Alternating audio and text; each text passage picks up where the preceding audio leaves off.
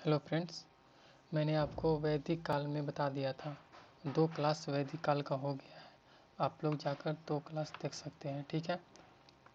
Part 1 और part 2 दोनों पढ़ा दिया गया है, ठीक है। और देखने के बाद ही आज पार्ट 3 होगा। ये वैदिक काल का पार्ट 3 आज चलेगा, ठीक है।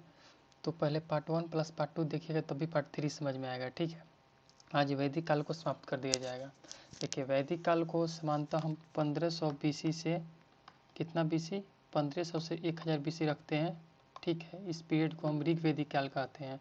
और 1000 से लेकर 600 BC जो है, उस पीरियड को हम क्या बोलते हैं, लेटर वैदिक काल बोलते हैं, ठीक है। तो मैंने बता दिया था। देखिए यहाँ पे वैदिक काल के बारे में बताना है, भौगोलिक विस्तार कैसा था, राजनीतिक पक्ष के बारे में बताना है, आर्थिक पक्ष के बारे में बताना है, और सामाजिक पक्ष के बारे में बताना है, ठीक है। देखिए, और धार्मिक पक्ष के बारे में बताना है। तो पहले भौगोलिक विस्तार समझ लेते हैं। देखिए यहाँ पे मैप ही बना लीजिए। यहाँ पे आप लोग देखिए, यहाँ पे अफगानिस्तान हुआ, ये एरिया अफगानिस्तान में। यहाँ पे सप्त सिंधु क्षेत्र था। क्या था? सप्त सिंधु क्षेत्र था यहाँ पे ये वाला। देखिए, तो यहाँ पे समझिए, अफगानिस्तान की नदी है, कुछ चर्चा किया गया है, ठीक है। जो एंशियंट उसका नाम था, और जो अभी नाम क्या है उसको यहाँ पे बताया गया है। देखिए, कुंभा नदी, क्या नदी? कुंभा नदी, जो काबुल नदी के नाम से जानी जाती है। कुरमू नदी, जो कुरम नदी के नाम से जानी जाती है। गोमती नदी, जो गुमल नदी के नाम से जानी जाती है। श्रावस्तु नदी, जो स्वात नदी के नाम से जानी जाती है, ठीक है। और यहाँ पे देखिए, तो क्या होगा, अफगानिस्तान की नदियाँ हैं। क्या है? अफगानिस्तान की नदियाँ। ये प्राचीनतम नदी है। किस नाम से जानी जा रही है अभी, उसके बारे में बताया गया है। तो यहाँ पे देख लीजिएगा, ऐसे ही एक बार देख लीजिएगा, बाकी आपको यहाँ से क्वेश्चन नहीं पूछता है, देख लीजिएगा सिर्फ। उस पर यहाँ पे आइए, सप्त सिंधु क्षेत्र मैंने बताया था कि 7 नदियों था, इसी के नाम पे इसको सप्त सिंधु क्षेत्र पड़ा था। या आर्य जो आए थे, आर्य लोगों का प्रारंभिक स्थल था, रहने का जगह था, ठीक है, निवास स्थान था। प्रारंभिक मतलब शुरुआती निवास स्थान था, प्रारंभिक निवास स्थान था, ठीक है। तो अब यहाँ पे देखिए, अब देखिए, सप्त सिंधु क्षेत्र के 7 नदियों के बारे में बताया गया है। देखिए, क्वेश्चन पूछेगा वैदिक काल में, क्या पूछेगा? वैदिक काल में किस नदी का सर्वाधिक बार प्रयोग किया गया है? तो वैदिक काल में सिंधु नदी का सर्वाधिक बार प्रयोग किया गया है, ठीक है। और सरस्वती नदी का सबसे पवित्र बताया गया है। देखिए, अभी गंगा नदी पवित्र है, लेकिन वैदिक काल में सरस्वती नदी को सबसे पवित्र बताया गया है, ठीक है। क्वेश्चन पूछेगा वैदिक काल में किस नदी को सबसे पवित्र बताया गया है? तो क्या सरस्वती नदी को सबसे पवित्र बताया गया है। उसके बाद सतलज नदी को एंशियंट मतलब वैदिक काल में शतुद्री नदी के नाम से जाना जाता था। क्या? शतुद्री नदी के नाम से जाना जाता था सतलज नदी को, ठीक है। देखिए, परुशनी नदी रावी नदी को कहते थे, ठीक है। परुशनी नदी था, उसको अभी नाम रावी नदी है। क्या है ये जो है ना, इधर जो ये लिखा हुआ है, इधर है एंशियंट हिस्ट्री, मतलब वैदिक काल में जो नदियों का नाम है, जो इधर लिखा हुआ है जो अभी आधुनिक काल में जो चल रहा है अभी, उसमें नाम है, ठीक है। तो क्वेश्चन पूछ देता है, यहाँ से भी पूछा हुआ है, भी पूछा हुआ है, भी पूछा हुआ है। क्वेश्चन पूछेगा परुशनी नदी किस नदी को कहा जाता है? तो परुशनी नदी रावी नदी को कहा जाता है। अस्कनी नदी किस नदी को? तो चिनाब नदी, ठीक है, या कहीं कहीं चिनाब लिखा रहता है, ठीक है। जब भूगोल पढ़ाया जाएगा उस समय आपको बता दिया जाएगा नदियों के बारे में, कहाँ कहाँ से निकलती है, मैप बना के।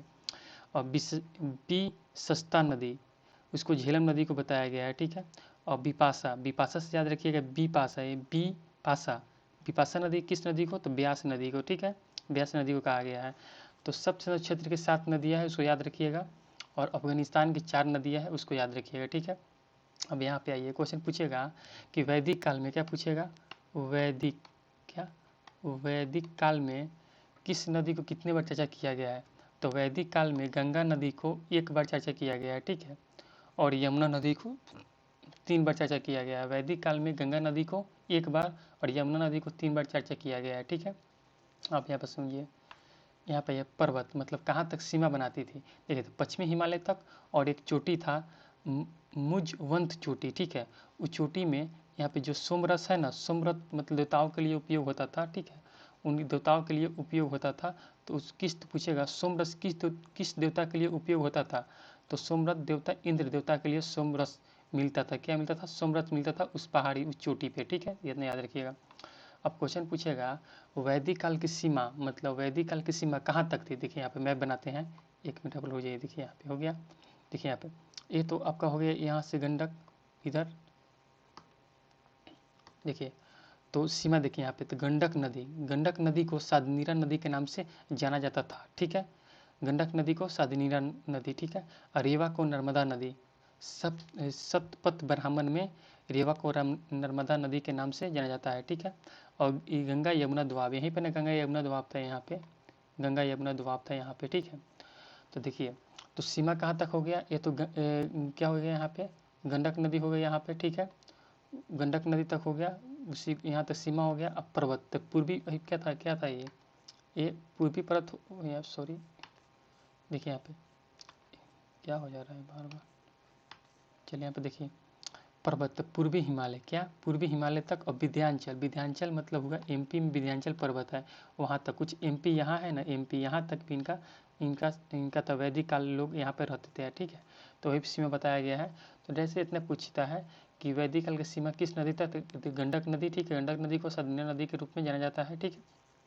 रेवा नदी नर्मदा नदी को कहा जाता है, ठीक है। सतपथ ब्राह्मण में, ठीक है। गंगा यमुना दोआब, ठीक है। गंगा यमुना दोआब इतने याद रखिए। पर्वत, कौन सी पर्वत सीमा सजा करती है, कौन सी पर्वत सीमा, क्या सीमा, तो पूर्वी हिमालय और विंध्याचल, पूर्वी हिमालय इधर और विंध्याचल हो जाएगा एमपी में, ठीक है। अब आगे आइए, तो यहाँ पे भौगोलिक विषय खत्म हो गया। आप आगे यहाँ पे आइए, आगे क्या है देखते हैं।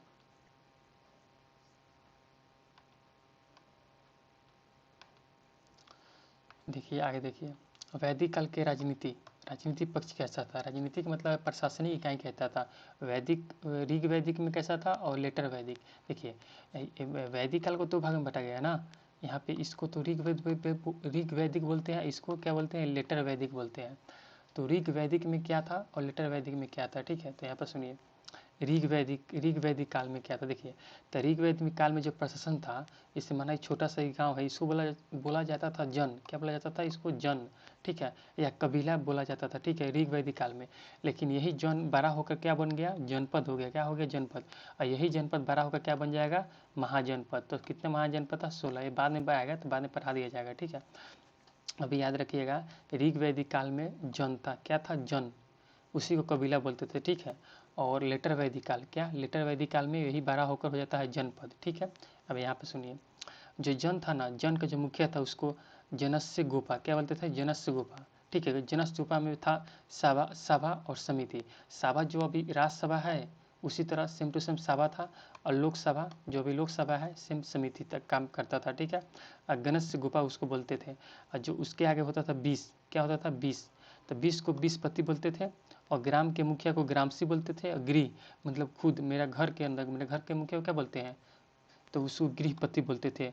क्या वैदिक काल में क्वेश्चन पूछेगा कि जन 20 ग्राम गृह को सजाए कर्म के, तो क्या होगा, पहले जन होगा, जन के बाद 20 होगा, 20 के बाद ग्राम होगा, और ग्राम के अंदर ना घर होता है तो घर हो जाएगा। मान लीजिए किसी क्षेत्र गाँव का नाम ले लेते हैं, मान लीजिए मधुबनी गाँव ले लेते हैं, सॉरी डिस्ट्रिक्ट नहीं मानिएगा, मान लीजिए मधुबनी गाँव, ठीक है। गाँव के अंदर एक टोला हो जाएगा, ठीक है, एक ग्राम हो जाएगा और एक घर हो जाएगा, ठीक है।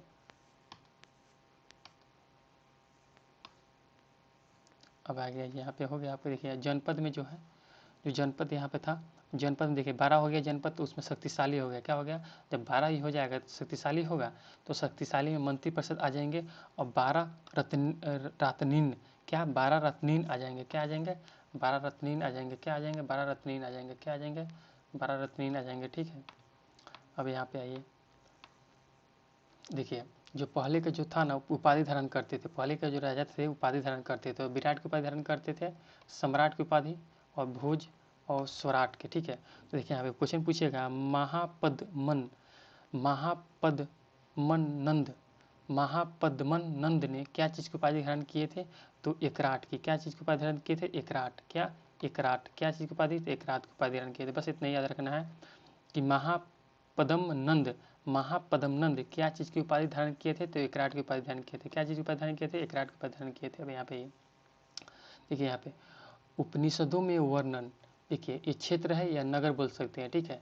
तो कौन कौन से नगर या क्षेत्र को उपनिषदों में वर्णन है और वहाँ पे राजा कौन था, ठीक है, उसके बारे में यहाँ पे बताया गया है, क्या है, उसके बारे में यहाँ पे बताया गया है। देखिए यहाँ पे, तो यहाँ पे है करु, क्या है, करु, और राजा का नाम यहाँ पे लिखा हुआ है उद्दालक आरुणी, क्या उदालक आरुणी। उसी तरह काशी जो वाराणसी क्षेत्र है उसी को काशी बोलते हैं, काशी वहाँ के राजा अजातशत्रु, ठीक है।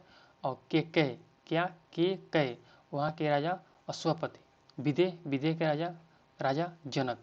पंचाल परवाहन जैवली, क्या जयवाली, परवाहन जयवाली, ठीक है।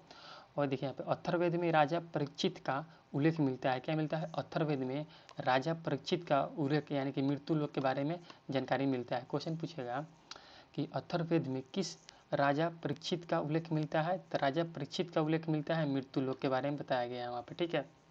जब बताए हुए थे हम यहाँ पे जो ये जनपद था उसमें 12 क्या था, 12 रत्नीन था, 12 रत्नीन था, उसी 12 रत्नीन के यहाँ पे नाम दिया गया है। इसको बस एक बार देख लेना है, इसे याद करने की जरूरत नहीं है। देखिए क्या है, सेनानी, पुरोहित, युवराज, महिषी, सूत, ग्रामनी, ग्रामनी के बाद सता, संग्रहिता, भागदूत, अच्छवाप या इसी को पागल बोलते हैं, क्या है, पलागल है ना, इसी को पागल बोलते हैं, ठीक है।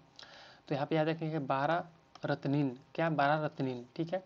देखिए यहाँ पर राजाभिषेक कल बताए थे, राजाभिषेक जब होता था तो कौन सा यज्ञ होता था, तो यज्ञ का नाम यहाँ पे लिखा हुआ है, कौन सा यज्ञ होता था, उस यज्ञ का नाम यहाँ पे लिखा हुआ है राजसूय यज्ञ द्वारा। किस यज्ञ द्वारा, राजसूय यज्ञ द्वारा, ठीक है। देखिए राजसूय यज्ञ का वर्णन कहाँ है, तो याद रखिएगा क्या शतपथ ब्राह्मण में, कहाँ है, शतपथ ब्राह्मण में, ठीक है।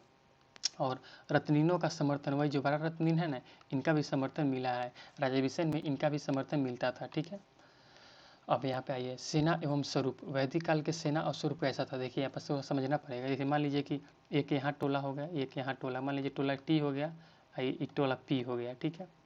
मान लीजिए टी कोई टोला है, पी कोई टोला है, यहाँ पे कोई बच्चा है, ठीक है, मान लीजिए स्कूल में यहाँ स्कूल हो गया, ठीक है, यहाँ पे पढ़ने गया, यहाँ इस टोला का बच्चा भी यहाँ पढ़ने आया, दोनों स्कूल में मान लीजिए झगड़ा कर लेता है, ठीक है, ये अपने जाकर टोला में बोल देता है कि उस टोला का कि झगड़ा हो गया, चलो से उस टोला पर आक्रमण करना है, ये बोलेगा आक्रमण करना है, तो यहाँ पे जो रहेगा एकदम स्ट्रॉन्ग वो अपना आएगा 10 आदमी लेकर, यहाँ से 10 आदमी लेकर जाएगा, दोनों अपने लड़ लेगा और दोनों वापस अपने अपने घर चला जाएगा। तो उसको बोलते हैं मिलिशिया, क्या बोलते हैं, मिलिशिया, मतलब जरूरत पड़ने पर अस्थायी सेना गठित कर लेना, मतलब घर के द्वारा, गांव के द्वारा ही अस्थायी सेना गठित कर लेना, उसका एक टर्म दिया गया है मिलिशिया, ठीक है। लेकिन बाद में स्टैंडिंग आर्मी रखा जाएगा, क्या रखा जाएगा, स्टैंडिंग आर्मी। स्टैंडिंग आर्मी किसे कहते हैं, देखिए स्टैंडिंग आर्मी का मतलब होगा अस्थाई, क्या सॉरी अस्थाई सेना, क्या अस्थाई सेना रखेंगे। जैसे इंडिया में अस्थाई सेना है, स्टैंडिंग आर्मी है कि सेना सिर्फ मतलब युद्ध हो जाए उस आक्रमण करने के लिए या बचाने के लिए स्टैंडिंग आर्मी गठन होता था, ठीक है। इनका काम सेम सेना के रूप में रहेगा, ठीक है। और यहाँ पे मिलिशिया जो शब्द है वो अस्थायी सेना के रूप में आया है, ठीक है। तो यहाँ पे हो गया सेना और स्वरूप का हो गया, ठीक है, याद रखिएगा। और आ गया राजा पर नियंत्रण, ठीक है, राजा पर नियंत्रण किसका था, तो ऋग्वैदिक काल में क्या बताए थे, सभा था, समिति था, विद्वत था, ठीक है। जो सभा था वो राज्यसभा जो भी है ना वर्तमान में राज्यसभा उसके जैसा था, और जो समिति था लोकसभा था, ठीक है। देखिए पॉलिटी जब पढ़ाएंगे उसमें राज्यसभा लोकसभा पूरा बता देंगे, यहाँ पर समझिए, यहाँ पे बताने के लगेंगे, यहाँ पर क्लास का टाइम पीरियड ज़्यादा हो जाएगा, ठीक है।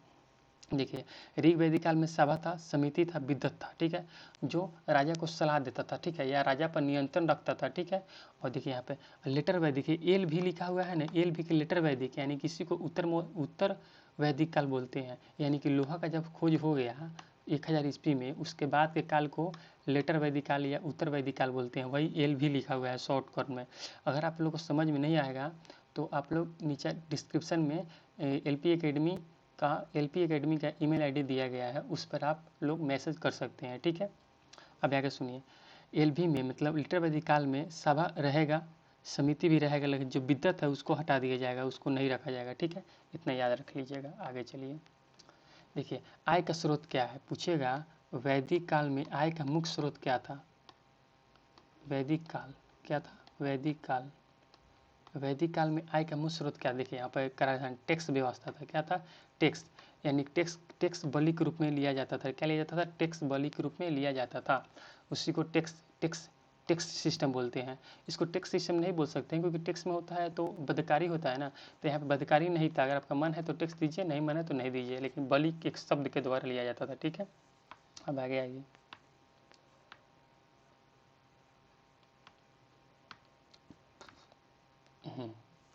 क्या है वैदिक काल के आर्थिक पक्ष, मतलब वैदिक काल में आर्थिक पक्ष क्या था, देखिए अब यहाँ पे देखिए हिस्ट्री जिसका ऑप्शनल होगा या मेंस का जब कॉपी आप लोग लिखने जाइएगा, देखिए यहाँ पे तो आर्थिक पक्ष में हम लोग क्या बोलते हैं, आर्थिक पक्ष में व्यापार कैसा था और उद्योग कैसा था, इसी के बारे में हम लोग डायमेंशन लिख के चले आते थे। लेकिन मेंस में जब लिखना पड़ेगा मेंस का कॉपी तो डायमेंशन को खोलना पड़ेगा, ठीक है, क्योंकि वहाँ पे तो आप यहाँ पे लिखने जाइएगा। बीपीएससी में तो यहाँ पे 35 पेज मिलता है, उसको भरना पड़ेगा ना, तभी नंबर मिलता है, ठीक है। कम से कम तो 30 पेज भरना पड़ता है, ठीक है। या यूपीएससी में जाइएगा तो वहाँ पे 250 शब्द में लिखना पड़ता है, 250 वर्ड में, ठीक है। तो उसके लिए यहाँ पे डायमेंशन को क्या करना पड़ता है, खोलना पड़ता है। तो यहाँ पे देख लीजिए, देखिए तो देखिए यहाँ पे आर्थिक पक्ष में देखिए क्या क्या रखना पड़ेगा। देखिए यहाँ पे रखिएगा कृषि कैसा था, एक में रखिएगा क्या कि कृषि कैसा था। उसके बाद पशुपालन कैसा था, पशुपालन तो आर्थिक में ना आ जाएगा ना, पशुपालन कैसा था, सॉरी क्या आ जा रहा है बार बार। देखिए वहाँ पे उद्योग कैसा था, व्यापार कैसा था, विनिमय का साधन कैसा था, टैक्स कैसा था, ठीक है। बताइए देखिए कृषि कैसा था, देखिए यहाँ पे बताया जाएगा ऋग वैदिक काल में, यानी कि 1500 BC से लेकर 1000 BC ऋग वैदिक काल, ठीक है। और 1000 BC से लेकर कितना BC, 600 BC लेटर वैदिक काल। तो यहाँ पे लेटर वैदिक काल में यहाँ बताया गया, ऋग वैदिक काल में यहाँ बताया गया। क्वेश्चन पूछा हुआ है यूपीएससी यहाँ से, क्या यूपीएससी क्वेश्चन यहाँ से पूछी हुई है, ठीक है। सुनिए यहाँ पे कि किस काल में पशुपालन ज़्यादा होती थी, तो याद रखिएगा ऋग वैदिक काल में पशुपालन ज़्यादा होती थी। पूछिए क्यों, देखिए यहाँ पे ये मैप हो गया, ठीक है। यहीं पे से ना आर्य लोग आए थे मध्य एशिया से, ठीक है। तो जहाँ पे आए थे यहाँ पे तो पहले उन लोगों को तो मालूम ही नहीं था, तो नॉर्मल लोग पशुपालन करते थे। यहाँ ना गंगा यमुना दोआब मिलेगा, क्या मिलेगा, गंगा यमुना दोआब। तो दोआब मतलब उपजाऊ भूमि, यानी कि कृषि सरप्लस हो जाएगा। तो जब गंगा यमुना दोआब कहाँ मिले, देखिए गंगा यमुना दोआब कैसे मिलेगा, तो 1000 ईस्वी में क्या होगा, 1000 ईस्वी में लोहा की खोज हो जाएगी, ठीक है। उसके बाद यहाँ पर जो जंगल रहेगा उसको काट कर, या कृषि में भी लोहा का इस्तेमाल होता है ना, जो हल मान के चलो लोहा का जो हल बनाया जाएगा तो हल से जोता जाएगा तो कृषि सरप्लस होगा, ठीक है। तो कृषि क्या होगा पूछेगा, कृषि सबसे अधिक किस वैदिक काल में होगा, तो कृषि सबसे अधिक क्या लेटर वैदिक काल में होगा, ठीक है। देखिए फसलों के बारे में बताया गया, फसल कौन सा फसल बोया जाता था। देखिए तो वहाँ पे एक चर्चा मिला है यौ, क्या मिला है यौ, यौ की पहचान हुई है जौ के रूप में, क्या के रूप में, जौ के रूप में। तो क्वेश्चन पूछेगा मतलब फसलों में क्या चीज़ बोया जाता था, तो फसलों में यौ बोया जाता था, क्या यौ बोया जाता था, जिसकी पहचान जौ के रूप में हुई है। लेकिन वही पूछेगा गन्ना फसल का मतलब बुआई की किस वैदिक काल में होता था, तो लेटर वैदिक काल में होगा। किस वैदिक काल में, लेटर वैदिक काल में गन्ना होगा, ठीक है। क्वेश्चन पूछा हुआ है सिंधु घाटी सप्ताह में गन्ना फसल उपजाई जाती थी, तो नहीं, सिंधु घाटी सप्ताह में गन्ना फसल उपजाई नहीं जाती थी, ठीक है। वहाँ पे सिर्फ वहाँ पे तो गेहूँ और जौ मिला हुआ है, यहाँ पे गन्ना मिलेगा लेटर वैदिक काल में, ठीक है। यहाँ पे सुनिए सिंचाई की व्यवस्था कैसा था, देखिए कृषि में भी आ जाएगा कि कृषि कैसा था, यानी पशुपालन करते थे या कृषि करते थे, फसलों में क्या फसल था, सिंचाई का साधन क्या था। देखिए ऋग वैदिक काल में सिंचाई का मेन साधन प्राकृतिक था, यानी कि वर्षा द्वारा सिंचाई होती थी या नदी द्वारा, ठीक है। देखिए अफगानिस्तान की नदियाँ थी, वहाँ पे 4 नदी, उसके द्वारा ये बांध बनाकर, या आप कह सकते हैं प्राकृतिक। देखिए यहाँ पे सुनिए, लेकिन लेटर वैदिक काल में क्या, लेटर वैदिक काल में नहरों का प्रयोग होने लगा। क्वेश्चन पूछेगा किस वैदिक काल में फर्स्ट बार नहरों का प्रयोग होने लगा, तो लेटर वैदिक काल में फर्स्ट बार नहरों का प्रयोग होने लगा कृषि को सिंचित करने के लिए, ठीक है। तो यहाँ पे आपका हो गया। पशुपालन में आइए तो क्या था कि ऋग वैदिक काल, देखिए खुद से देखिए ना कि पशुपालन किस में ज़्यादा होगा, तो ऋग वैदिक काल में पशुपालन ज़्यादा होगा। तो लेटर वैदिक काल में तो यहाँ पे लेटर वैदिक काल लोहा जब मिल जाएगा तो उसके बाद तो लोहा का इस्तेमाल हम तो कृषि में कर सकते हैं ना, तो यहाँ पे पशुपालन कम हो जाएगा, लेकिन कृषि क्या हो जाएगा, बढ़ जाएगा। कृषि क्या हो जाएगा, लेटर वैदिक काल में कृषि बढ़ जाएगा। देखिए यहाँ पे बाघ एवं हाथी की जानकारी नहीं थी। देखिए ऋग वैदिक काल में बाघ एवं हाथी की जानकारी क्या थी, नहीं थी, लेकिन वही बाघ एवं हाथी की जानकारी हो जाएगी लेटर वैदिक काल में। क्या हो जाएगी, लेटर वैदिक काल में। अब उद्योग कैसा था उसको देख लेते हैं, क्या है उद्योग। देखिए ऋग वैदिक काल में, देखिए आप ही खुद सोचिए ऋग वैदिक काल में क्या लोहा का खोज हुआ था, तो नहीं। तो जब लोहा का खोज नहीं होगा तो क्या चीज़ का उद्योग होगा, तो धातु पर आधारित उद्योग होगा। क्या होगा, धातु पर आधारित उद्योग होगा। लोहा मिलेगा तो लोहा नहीं मिलेगा, देखिए यहाँ पर लिखा हुआ है लोहा नहीं मिलेगा।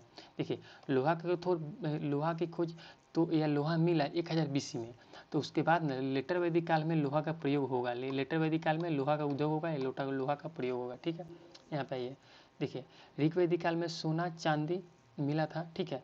ये देखिए यहाँ पे देखिए तांबे और कांसा के लिए ऋग वैदिक काल में अयस वर्ड का प्रयोग आया है।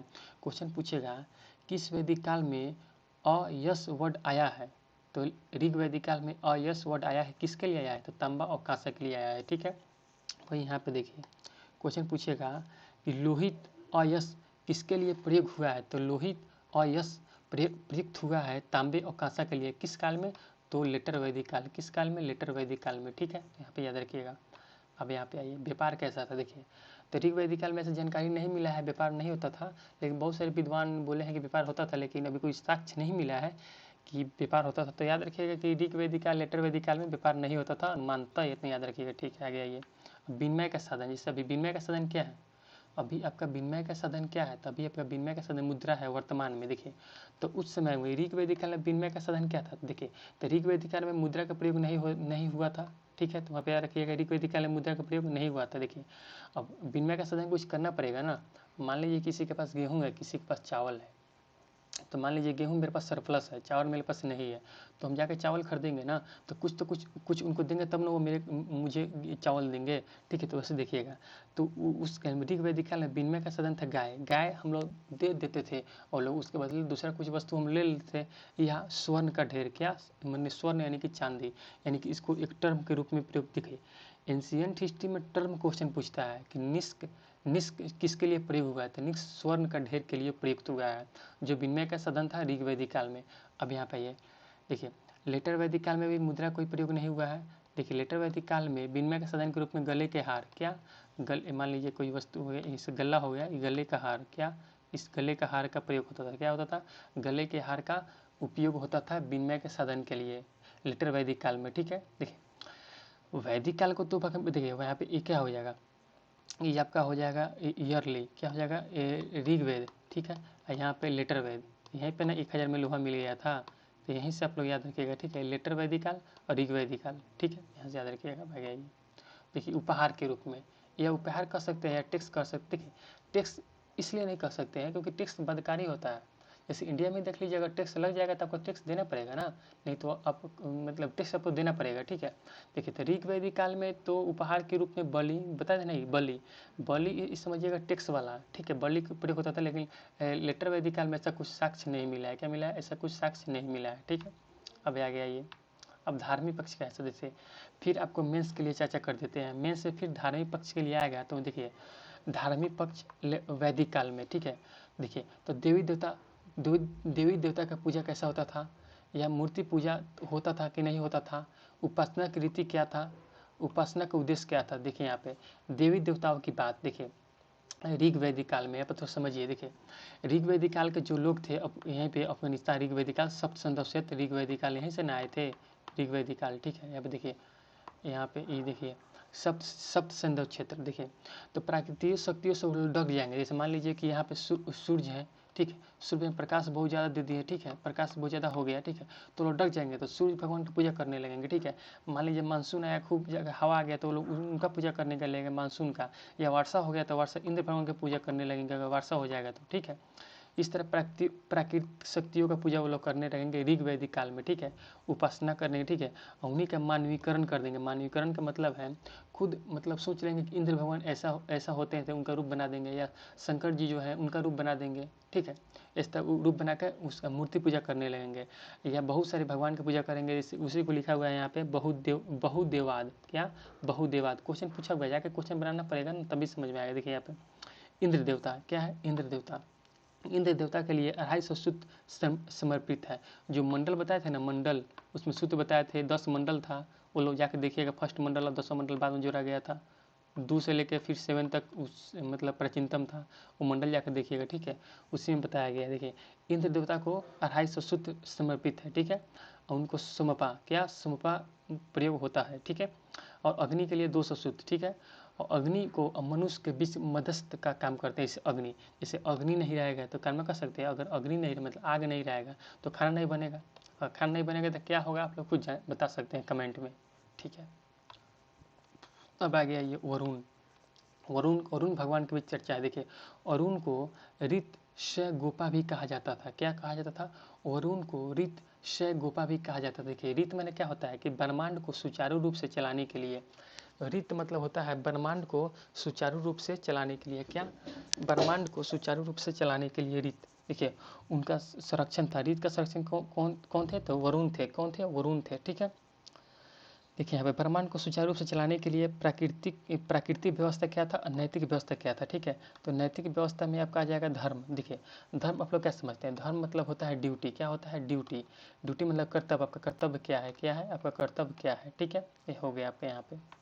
अब भैया उपासना की रीति क्या है, देखिए तो ऋग्वेदिक काल में उपासना की रीति था प्रार्थना और यज्ञ। क्या था, प्रार्थना यज्ञ। इसमें ऋग्वेदिक काल को ही देखिए ऋग्वेदिक काल में था, ऋग्वेदिक काल देखिए वहाँ पे यज्ञ होता था। ठीक है, यज्ञ होता था, इसमें देखिए बलि दिया जाता था। देखिए यज्ञ में बलि दिया जाता था, लेकिन पशु का बलि नहीं दिया जाता था। याद रखिएगा, ऋग्वेदिक काल में यज्ञ होता था, उसमें पशु की बलि नहीं दी जाती थी। ठीक है, उसमें फल फूल या जौ की बलि दी जाती थी।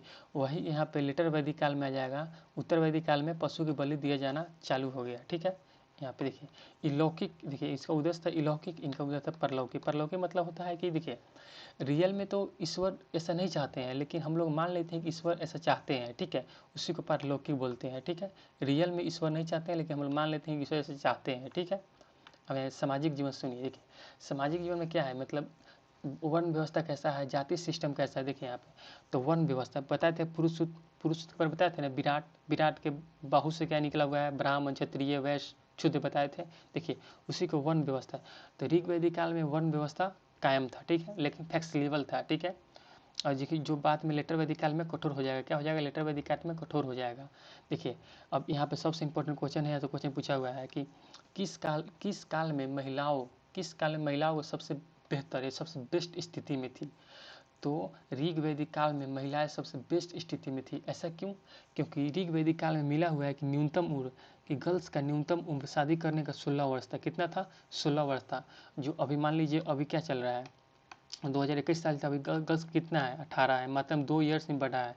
जबकि कितने साल वर्ष पहले ऋग्वेदिक काल बोल रहा है, यानी कि 1500 BC से 1000 BC। ठीक है, 1000 BC वर्ष पहले लड़कियों की उम्र 16 था। जब मान लीजिए कि लड़की की शादी की न्यूनतम उम्र 16 रहेगा, तो अच्छा से पढ़ पाएगी, अच्छा से शरीर डेवलप हो पाएगा, अच्छा से सब कुछ काम कर पाएगी, हेल्थ से अच्छी होगी। ठीक है, देखिए तो सबसे बेहतर, यानी कि आज तक सबसे बेहतर स्थिति गर्ल्स का ऋग्वेदिक काल में ही था। ठीक है, याद रखिएगा। अब यहाँ पे आइए थोड़ा समझिए। देखिए यहाँ पे 1 2 3 4 5 यहाँ 6। देखिए लिखिए ऋग्वेदिक काल, उत्तर वैदिक काल और पोस्ट वैदिक। क्या, पोस्ट वैदिक काल, यानी कि वैदिक उत्तर काल, यानी कि ऋग्वेदिक काल और उत्तर वैदिक काल के बाद के काल को पोस्ट वैदिक काल बोलते हैं। ठीक है, यहाँ पर समझिए। वर्ण व्यवस्था, जाति सिस्टम, तो शुरुआत हुआ था ना, ऋग्वेदिक काल में शुरुआत हुआ था, और जो जाकर कठोर हो गया था। क्या हो गया था, उत्तर वैदिक काल में कठोर हो गया था। और पोस्ट वैदिक काल में कास्ट का रूप ले लेगा। क्या लेगा, कास्ट का रूप ले लेगा, यानी कि जाति का रूप ले लेगा, जो आज तक चलते आ रहा है। देखिए आश्रम व्यवस्था बताए हुए थे, तो देखिए ऋग्वेदिक काल में आश्रम व्यवस्था कोई चर्चा नहीं है, लेकिन उत्तर वैदिक काल में शुरुआत हुआ है। उत्तर वैदिक काल में शुरुआत हुआ है। देखिए आश्रम व्यवस्था किस उपनिषद में चर्चा किया गया है, तो छंदोयोग उपनिषद में 3 आश्रम व्यवस्था के बारे में बताया गया है। ठीक है, जो पोस्ट वैदिक में स्थापित हो जाएगा। ठीक है, इसमें चौथा जुड़ जाएगा संन्यास, जो जवाली उपनिषद में चर्चा किया गया है। 4 प्रकार के जवाली उपनिषद में 4, 3 तो ये छंदो उपनिषद में था, और एक संन्यास जुड़ जाएगा। ठीक है, जवाली उपनिषद हो जाएगा। आप आइए पुरुषार्थ। क्या, पुरुषार्थ 4 बताया गया है। ठीक है, उत्तर वैदिक काल में कोई पुरुषार्थ की चर्चा नहीं है। यहाँ पे लेटर वैदिक काल में शुरू हो जाएगा, और पोस्ट वैदिक काल में स्थापित हो जाएगा। यहाँ से शुरू हो जाएगा, यानी कि स्थापित हो जाएगा यहाँ से। देखिए गोत्र सब समझा रहे हैं नीचे पे, समझ लीजिए। देखिए गोत्र के बारे में नहीं बताया गया है, ऋग्वेदिक काल में गोत्र के बारे में नहीं बताया गया, कोई चर्चा नहीं है। शुरुआत होगा लेटर वैदिक काल से, स्थापित हो जाएगा पोस्ट वैदिक काल में। 16 संस्कार नहीं है, यहाँ पर भी नहीं है, यहाँ से शुरू हो जाएगा। टाइम पीरियड सुनिए, कितने बता चुका हूँ कि ऋग्वेदिक काल का टाइम पीरियड 1500 से 1000 BC, और उत्तर वैदिक काल का टाइम पीरियड LV, लेटर वैदिक का टाइम पीरियड कितना है, 1000 BC से 600 BC, और पोस्ट वैदिक PV क्या है, पोस्ट वैदिक का टाइम पीरियड 600 BC से 300 BC। ठीक है, याद रखिएगा। आगे आइए, क्या बताते हैं हम, वर्ण व्यवस्था क्या बताते हैं। देखिए वर्ण व्यवस्था व्यवसाय के आधार पर मतलब कास्ट का निर्धारण होता था। देखिए जो लोग पूजा कराते थे वो ब्राह्मण हो गए, जो सुरक्षा देते थे वो क्षत्रिय हो गए, या जो बिजनेस करते थे, क्या करते थे, बिजनेस करते थे तो वैश्य हो गए, और जो निम्न स्तर काम करते थे वो क्या हो गए, क्षुद्र हो गए। याद रखिए यहाँ पे तो यहाँ पे क्या पे यहाँ पे वर्ण व्यवस्था की चर्चा है, ऋग्वेदिक काल में है तो फ्लेक्सिबल था, ठीक है। तो जाके लेटर वैदिक काल में रिगिड हो जाएगा, ठीक है, कठोर हो जाएगा। और जन्म के आधार पर कास्ट निर्धारण होगा पोस्ट वैदिक काल के बाद, ठीक है, या पोस्ट वैदिक काल में ही हो जाएगा। अब ये आश्रम व्यवस्था देखिए, मान लीजिए किसी का उम्र, मान लीजिए कोई 100 साल उम्र है, ठीक है, 0 से 6, तो 0 से जो 25 ईयर है ना, 25 से 50 हो जाएगा, 50 से 75, ठीक है। तो जो 25 वाला है इसमें ब्रह्मचर्य, क्या ब्रह्मचर्य अपनाएंगे, ठीक है। यहाँ पे गृहस्थ, और यहाँ पे 25 से 75 है वानप्रस्थ यानी कि जंगल। अब 75 से 100 रहेगा तो यहाँ पे संन्यास हो जाएंगे, यहाँ बताया गया है, देखिए यहाँ पे ब्रह्मचर्य अपनाया गया है। क्या 0 से 25 आयु के लोग ब्रह्मचर्य अपनाएंगे, ठीक है, इधर उधर काम नहीं करेंगे, ब्रह्मचर्य विद्यार्थी जीवन, ठीक है। अब 25 वर्ष से 50 वर्ष के बीच में जो रहेगा उसको गृहस्थ जीवन करना है, क्या करना है, गृहस्थ जीवन अपनाना है, ठीक है, या आप कर सकते हैं, अपना सकते हैं। वानप्रस्थ जीवन, वानप्रस्थ जीवन 50 ईयर से लेकर 75 ईयर तक के बीच में वानप्रस्थ जीवन, और सन्यासी जीवन 75 से 100 ईयर सन्यासी जीवन। देखिए क्वेश्चन यूपीएससी पूछा हुआ है क्रम में, कि आश्रम व्यवस्था को क्रम में समझाए, तो क्रम में सजाए तो क्या होगा, पहले ब्रह्मचर्य होगा, उसके बाद क्या होगा, गृहस्थ जीवन होगा, उसके बाद गृहस्थ के बाद आएगा वनप्रस्थ। वनप्रस्थ मतलब होता है वनों में चला जाना।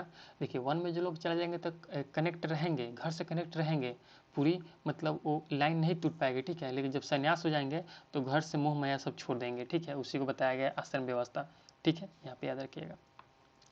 अब पुरुषार्थ, क्या पुरुषार्थ 4 बताया गया है, धर्म यानी ड्यूटी बताया गया है, और अर्थ मतलब धन, धन कम संचय करना बताया गया है, और काम, काम मतलब बताया गया है सेक्सुअल डिजायर, इसको कम बताया गया है, मोक्ष की प्राप्ति के लिए मेहनत करना, क्या मोक्ष की प्राप्ति के लिए मेहनत करना, ठीक है। यहाँ पे हो गया, यहाँ पे गोत्र सुनिए, देखिए मान लीजिए कि ये गाँव में पता होगा कि मान लीजिए ये हो गया, क्या हो गया, ये कबीला हो गया, केस से याद रखिए, कबीला हो गया, ठीक है। यहाँ पे गाय बांधा जाता था, ठीक है, क्या गाय यहाँ पे बंधा रहता है, ठीक है। तो इस जो कबीला है ना उसी को क्या कहा गया, गोष्ठ, क्या कहा गया, उस कबीला को कहा गया गोष्ठ, क्या कहा गया, गोष्ठ, जहाँ पे गाय बंधा जाती थी, ठीक है। अब यहाँ पाइए, अब मान लीजिए कोई मेल हो गया और उसका बेटा हो गया, ठीक है, उस बेटा अपना उसका वंश आगे बढ़ा, ठीक है। तो ये नहीं बोला जाता है गाँव में कि एक गोत्र में शादी नहीं होगी, क्या एक गोत्र में शादी नहीं होगी, उसी गोत्र बोलते हैं, आप लोग अच्छे से समझ पाए होंगे एक गोत्र क्या होता है। आगे चलिए, अब खत्म ही हो गया, लास्ट ही है, आप समझिए। यहाँ पे क्वेश्चन यहाँ से यूपीएससी पूछी हुई है, यूपीएससी यहाँ से क्वेश्चन पूछती है कि हड़प्पा काल और वैदिक काल में अंतर। देखिए हड़प्पा काल क्या था, आप लोग खुद बोलिए कमेंट में। तो नगरीय सत्ता था, वैदिक काल ग्रामीण सत्ता था। क्या हड़प्पा काल में लोहा मिलेगा, तो लोहा खोज कब हुआ, 1000 BC, तो हड़प्पा काल में लोहा नहीं था, याद रखिएगा। और इसमें वैदिक काल में लोहा मिल जाएगा, वो लेटर वैदिक काल में मिलेगा, ठीक है, याद रखिएगा। गाय मिलेगी, तो गाय नहीं, क्योंकि गाय यहाँ पे गाय नहीं मिला है, ठीक है, क्या गाय नहीं मिला है, कि गाय यहाँ पे, क्यों गाय तो यहाँ पे नहीं मिलेगा ना, लेटर वैदिक काल, सॉरी ऋग वैदिक काल में मिलेगा, ठीक है।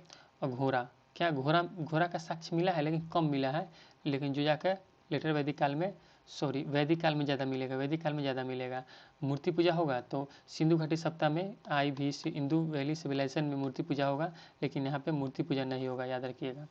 और देखिए सिंधु घाटी सप्ताह के लोग शांति प्रिय थे, क्या थे, शांति प्रिय, क्या थे, शांति प्रिय थे, क्या था, शांति प्रिय। देखिए अस्त्र शस्त्र रक्षा कवच का प्रयोग नहीं।